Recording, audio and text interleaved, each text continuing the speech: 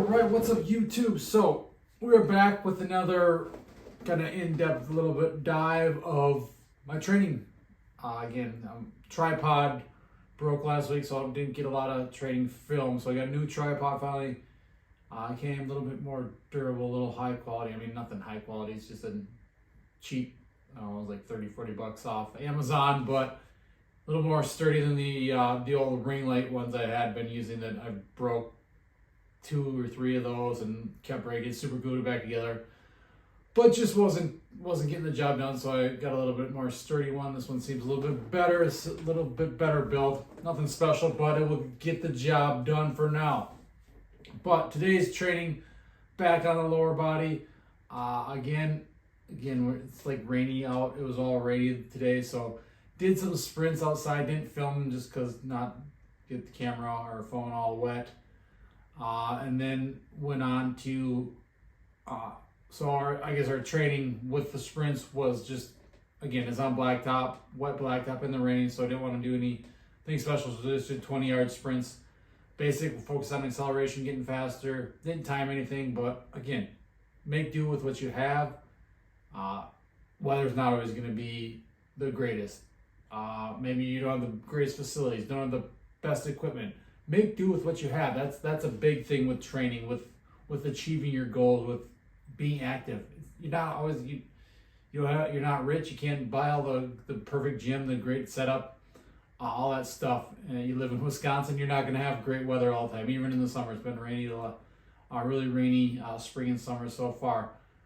But so we made do with that. We did our sprints, and then we got into our drops and jumps. That 10-12 minutes of that.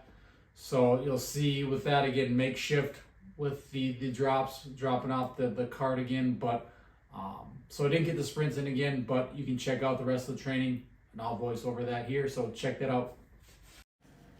So here we go. As I mentioned, it was raining out, so I didn't want to do the drops and everything outside, jumps outside. So use this cart. Not the best way to do it, but it gets the job done. So these drops were focusing on more of a lower landing, so landing in more of a squatted position, not just that power position, more just a deeper squat, kind of that deep plyo type hold, the deep yielding, and just dropping into it more and getting down, letting the knee, landing in different positions. Because I think, again, in life, in sport, in whatever, you're going to come in different positions. If you can take on impact at different positions, it's going to help your knees. You might think, oh, that's going to destroy your knees. Well, you don't start here. You don't start at this height. Work your way up. Build your way up. I've been doing these for years, and build up to it. Meet yourself where you're actually at, rather than just thinking, oh, that's going to be terrible for your knees. Well, yeah, maybe if you have knee issues, it is. You got to start somewhere else. There's nothing...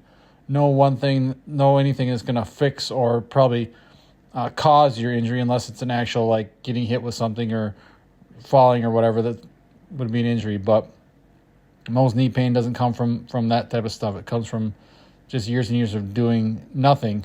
But so we paired those with these approach verticals on the jump mat, plyo mat.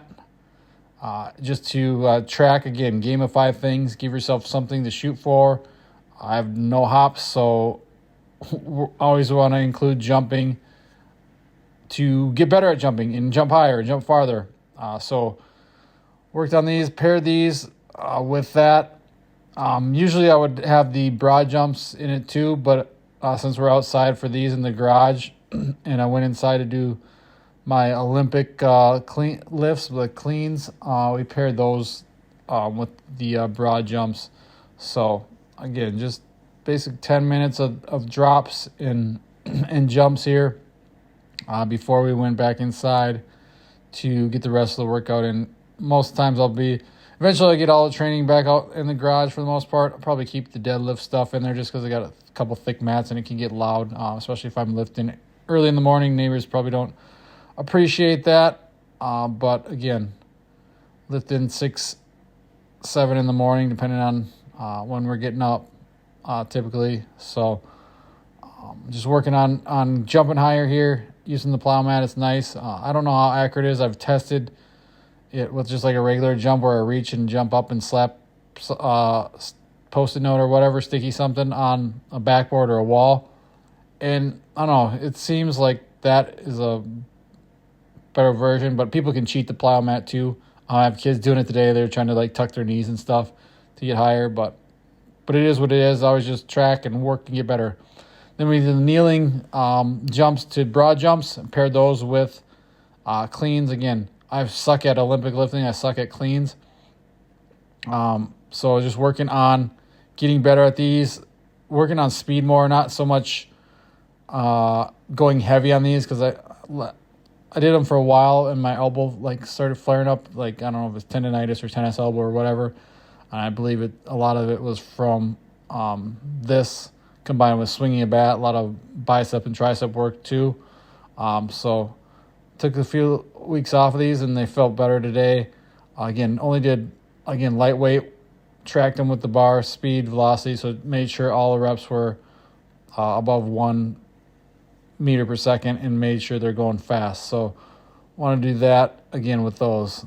Then our main lift, work our way up to a heavy set, 2 rep max here on drop catch, belt squat, rear foot elevated split squats. Long name, but whatever. Bands on there as well to kind of focus on that acceleration and not just rely on gravity.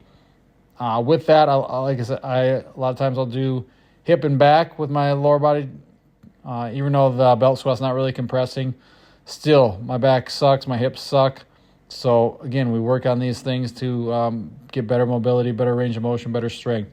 So I did these 90-90 hip switches with kind of I don't know what the yoga term is for this, but just put the chest to the floor and get a little bit more stretch there.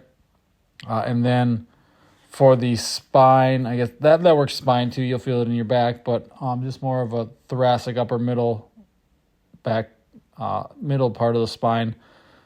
Would have used a PVC with a little bit of longer pipe would have helped. But just did these, I don't know, kind of figured out a little way to twist and really, again, focus on the mid upper back here and pulling in there with this little lead pipe or steel pipe that I was using. Again, PVC pipe would work well too, especially if you had a little bit longer pipe. So again, just work the back, just a simple way to add in some mobility work is rather than just resting and sitting. And if you're like me, you get really impatient, don't like to sit for time, especially once you get to the heavier weights and the time you need more rest. Add in some stuff that's not going to get in the way of the main lift there. So again, dropping, working our way up. I actually like these. Doesn't put a lot of pressure on the spine. The belt can get kind of awkward with the pulling down and getting in the crotchal region there, but again, make do with what you have. Don't complain. Just work through. So we worked up to 245s to 25 on each side. Again, I don't really know exactly what the weight is I think it's very similar to like a regular bar with like the empty would be. But worked our way up to 2 rep max there. Then we did one final set of body weight slow lowers. So 2 minutes down. I got these sped up. So 2 minutes down and then trying to explode up both legs there on the single leg, rear foot elevated, slow lower split squat. Then we hit the hamstrings, get into some Nordics. Haven't done Nordics in a while, so I did kind of a slower eccentric with a little assistant push on the way up. I don't have a great setup for these. I have this little, I don't know, it's meant to put the plates on it, the rack, but I screwed it to the inside of the rack, push against the wall, but it doesn't put enough pressure on the feet or heels to really do a great Nordic. Feet kind of slip because it's not like tight enough or what. I don't know how to explain it, but gets the job done. Works. Really felt these in the hamstrings. Then finished up the legs with some impulse work. So get the hips, the standing variation. Just really focus on heavy impact on different hip internal or not internal. So the adductor and abductor as well. and these standing variations. So you put the ankle strap around around your ankle and just hammer those out. Then did some glute ham machine on the reverse hyper. Not reverse lunges, but reverse crunches. So kind of exploding up, a little bit slower on the way down. Again, I really like that because it gives you a little extra extension. Then some back extension with a drop catch. Again, I should have used a heavier weight, but again, I didn't have that inside. I didn't want to go out and get the heavier weight, the balls, but usually I do it with the med ball. But did it with the weight plate there, and again, hammer the posterior chain, the back, the low back, the butt, the hamstrings there, and that's how we finished. So hopefully you enjoy. Thanks for watching, guys.